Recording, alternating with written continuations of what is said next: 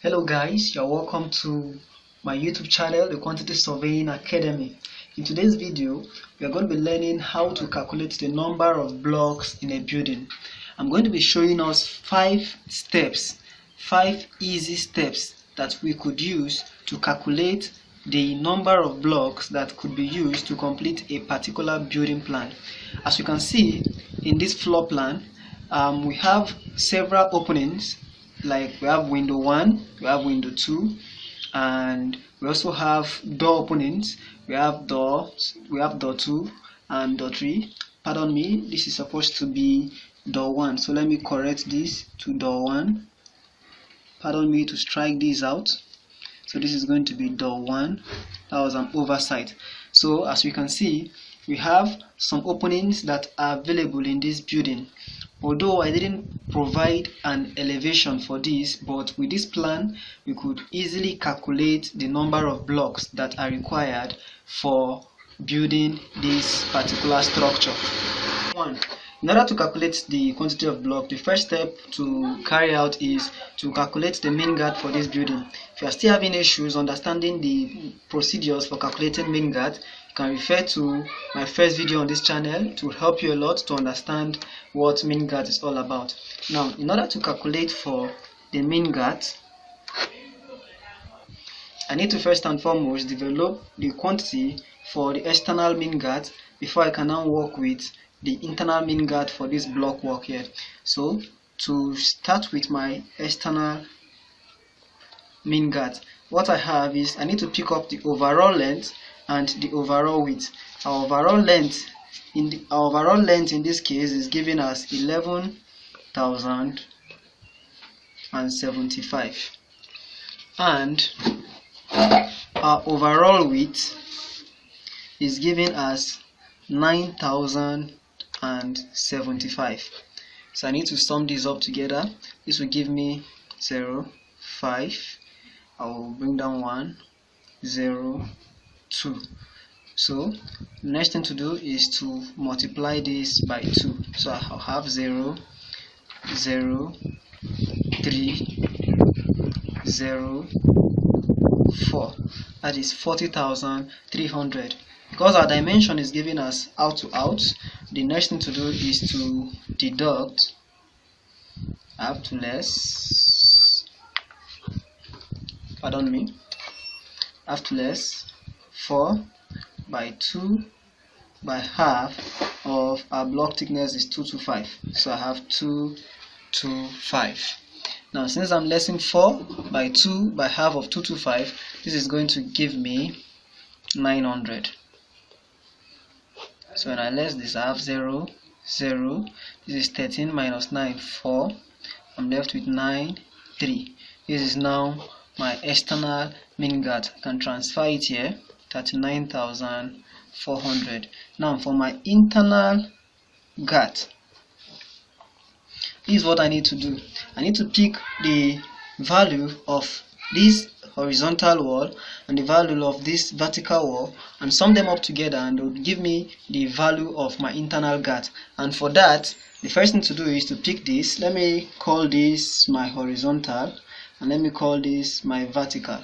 So I'll pick the horizontal, the first one, which is H1. The value is 5,600 because the dimension given from here to here is shown as 5,600. So I'll pick 5,600, and the dimension given from here to here is shown as 4,600. So I'll be bringing down 4,600. This is going to give me 0, 0, 2, 10. This is now my overall internal girth. So I'll transfer it here as well. I have 10, 200. So when I sum these up together, I'll be having 0, 0, 6, 9, 4. This is now my overall mean girth. And that's it for step 1. The step 2 is the easiest way, or is the easiest step in the 5 step of calculating the quantity of block. And in step 2, all we need to do is to multiply the overall mean girth by the height of the building. And I'm going to be making use of a standard height of a building. Let's say our height is given as 3 meters. If the height of the building is given as 3 meters, I'm going to multiply 3 meters by 49.6 meters. Don't forget that the height of your building may likely change. So whatsoever kind of building you are expected to calculate the quantity of block for, just take note of its height, and that is what you'll be using in this step to multiply the mean girth. So since my assumption is that the height of my building is 3 meters, I'm going to multiply the height by the mean girth, and that is going to give me my gross area. So I'm going to say my gross area for this building is given as, if I convert this from millimeter to meter, I'm going to be having 49.600. I can leave it to be in 3 decimal place or 2 decimal place, multiplied by 3.00. Now whatsoever I have is going to be given as my gross area. So 49.60 multiplied by 3.0 would give me 148.80 meters square. This is now given as my gross area, and that's it for step 2. We'll be moving on to step 3 now. In step 3, what we are required to do is to deduct the values for the doors and windows that are available in the building. As we all know, the space that is occupied by doors and windows, even with the lintels that will bridge the opening, do not contain blockwork, and as such it is not logical to just make use of the net of the gross area that we've developed or calculated for in step 2. So we are required to get a net area by subtracting the area of these openings, that is the windows and the doors, alongside with the area for the lintel from the gross area. Now in order to do so, you are required to know the kind of doors and windows that will be fixed in this building, and by looking at the plan you will discover that all we have is just one number of window 1, and window 2 is given as 1200 by 1200, and the the number of window 2 in the plan is 3. We have 1 here, 1 here, and 1 here. So we have 3 numbers of window 2. Then door 1 is only 1 in number, while door 2 is given as 2 in number. You can see them in the interior aspect of this building. So we have 2 numbers of door 2. Now the most important part of this particular aspect is the fact that it is very, very easy to calculate, but you need to be very cautious. Now if you look at a structure, let us assume, let me just give an example, a sample of an elevation. Let's assume this is the elevation of this building. Please pardon my drawing. If I have a door this way and another window this way, you would agree with me that this door and window will be provided with a lintel. So the lintel is going to span from here down to this place. The lintel here too will span from here down to this place. Now the span of this lintel is done so as to bridge this opening and continue further block work. Now as you all know, this door and windows opening are not part of our block work in this structure, and also the lintel is a concrete work and it shouldn't be included in our block work. Now there are 2 ways of carrying out these adjustments in step 3. Is either I'll calculate the total area of the door and the window, and then I'll subtract it from the block work, then move on to calculate the total area for the lintel, or I could just neglect this projection. I could neglect this projection that are available in this lintel for the door and window. Then I will just sum up the height of each lintel and add it up to the height of the door and the window. From the look of this dimension in this doors and windows schedule, you should know that this is given as the length of your doors and windows, and this is given as the height of the doors and window. Now if the length of this window is 1.5 and the height is 1.5, I could easily add up the height of this lintel to the height of the window and the door, so that it will give me the total height from this place down to this place. By so doing, I can now get the total height and length of this place that I'll be deducting from the wall. So in other words, we all know that the given height of this door from here to here is 2100 from our dimension, and the given width from here to here, let's assume this is our door 2, is 900. If I'm going to add the height of this lintel, it simply shows that I'll be adding, let's assume that our lintel is given as 225, so I'll be adding 225 to 2100, which will now give me the overall height of this particular space that is not included in the block work. So by this explanation, I could move on to doing this. To get the area of our window 1, the area of window 1 is now given as 1.5 multiplied by the height.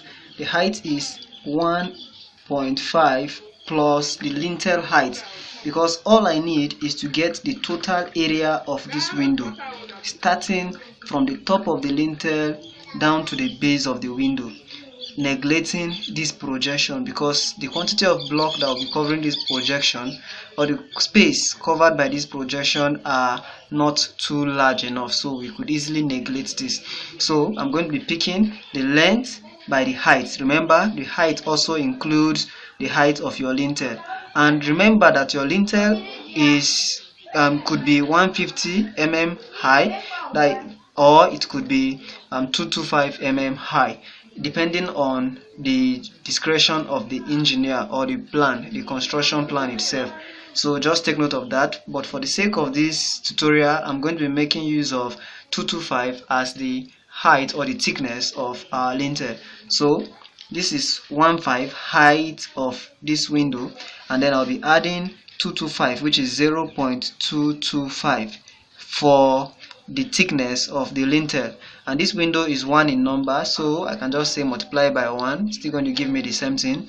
Now for the window 2, is going to be the length 1.20 multiplied by 1.20 plus the thickness of our lintel 0.225, then multiplied by, we have 3 in numbers from our plan, so we have it as 3. Then for door 1, door 1 is given as 1.2 by the height of the doors are 2.10, so I'm going to add the height of our lintel 0.225 multiplied by 1, and then for the last door, door 2, we have 0.90 multiplied by 2.10 plus 0.225 multiplied by 2. Now whatsoever we are going to have from all this, we'll sum it up together, and it's going to give me the total area of both the opening and the lintel that I'll be deducting from the gross area, and by so doing I'll be able to arrive at the value for my net area, which is the total area of this building that is going to be covered by block. Remember, by doing this, it simply means that I didn't include anything like concrete head cost. Most of the buildings that have been constructed these days always contains concrete head cost. So if you want to do a deduction for concrete head cost, you can still go by a simple way of picking the overall main girth of this building multiplied by the thickness of the head cost, and that will give you the overall area for the concrete head cost, and you can deduct it from the block area. So let us get the values for this. Now, after carrying out all the calculation of this opening, you realize that by multiplying everything here, the total area for window 1 is given as 2.59 meters square, and window 2 we are having 5.13 meters square. Door 1 is giving us 2.79 meters square, while door 2 is giving us 2.09 meters square. When I sum these up together, it's going to give me the total area of openings, and the total area of our opening is given as 12.6 meters square. Now, having gotten the total area of our opening, the next thing to do is to deduct. The next thing to do is to deduct the total opening area from our gross area, and that is going to give us our net area. So remember that our gross area is given as 148.80 meters square. So we are going to deduct openings and lintel, and then that would give us 12.60 meters square. So when I do this deduction, I'll be having 0, 2.6, and this will give me 3, and I still have 1. Now this is not my net area. The value I have here is given as my net area. One thing about this net area is that this is the only area of this building that will be covered by the block work. Now, if you've gotten to this step in your calculation, you are almost done, because these are the most rigorous aspects of this calculation. So the next thing to do is to move on to step 4. Now in step 4, what you need to do in step 4 is to determine the number of blocks. Everything you've done so far is actually carried out to help you get the number of blocks. But before we determine the number of blocks, let me tell us something about block work. Now what you can see in this diagram is what we call the hollow concrete block.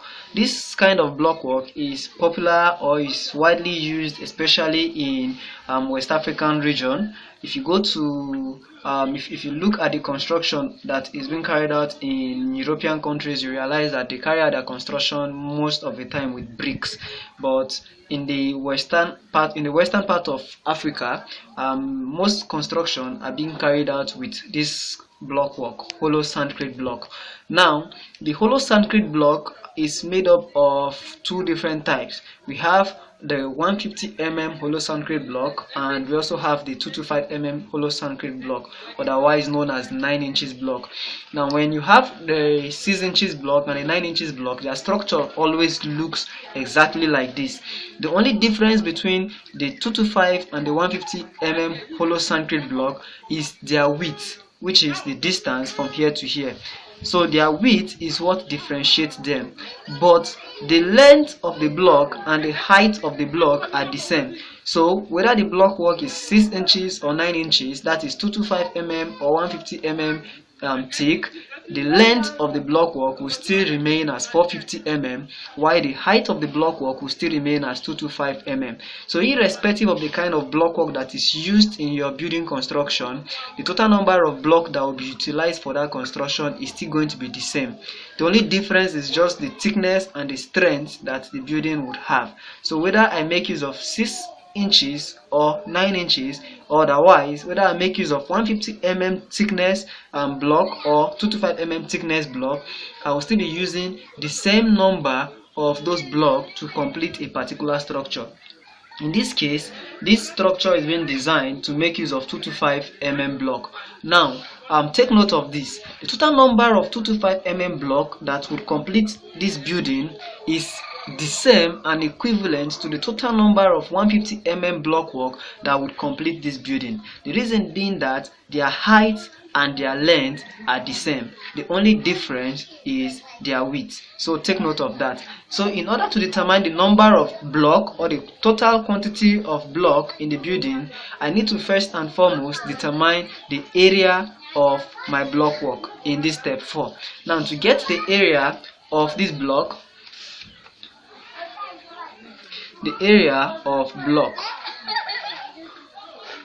remember that the net area we have is given in meters square. So the area of this block should also be calculated in meters squared. So all I just need is to multiply the length and the height of this block work, and that is going to give me the area about this surface. So area of our block is given as the length, which is 0.45, multiplied by the height, which is 0.225, and that is going to give me the area of a single block. Now, after multiplying this by this, we end up having the total area of our block as 0.10125. I didn't round this up to the nearest 2 decimal places like we've been doing, simply because if I round it up to 2 decimal places like we've been doing with other area, it is going to limit the total quantity of block that we would end up getting. So it is better I leave the area as it is without rounding it up to any decimal place or significant figures. So this is now the area of our block. Since we've gotten the area of this block, remember that this area is the same for both 150 mm and 225 mm block. Since we've gotten the area for this block, we will just move down to the last step, that is step 5, to get the total number of our block. In step 5, all you need to do is to divide your net area by the block area, and by so doing you'll be able to get the total quantity of block that would complete this building. So I will just say total number of block is given as net area divided by block area. Now, from our net area, we have 136.20 divided by our block area is 0.10125. Now, when I divide this by this, it is going to give me my total number of blocks. So the total number of blocks that would now complete this structure after dividing the net area by the block area is 1,345 blocks. Please take note that this 1,345 blocks is just the total quantity. Naturally, adjustments are always made.